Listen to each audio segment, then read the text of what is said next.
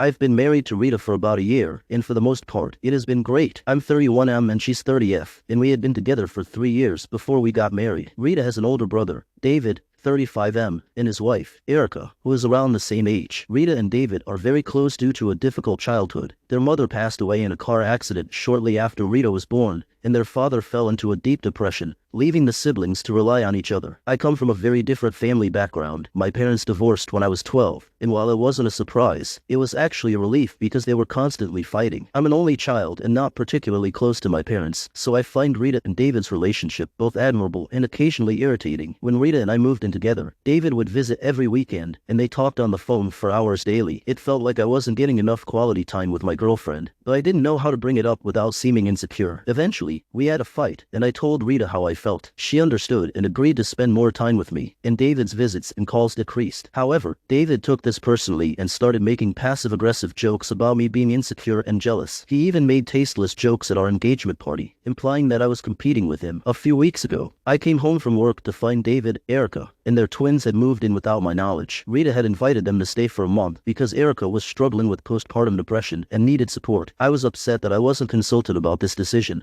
especially given my strained relationship with David. Living with them was a nightmare. They were messy, leaving dishes and toys everywhere, and I couldn't stand it. I tried asking them politely to clean up, but they mocked me. Finally, I snapped. I yelled at them to clean the house immediately, which they did. But Rita was furious when she found out. Now, Rita isn't speaking to me, and everyone else in the house is giving me the cold shoulder. I feel isolated and unfairly targeted for wanting a clean house. I love Rita and want to make things work, but not at the cost of my dignity. If we can't resolve this, I may have to consider moving out and filing for divorce.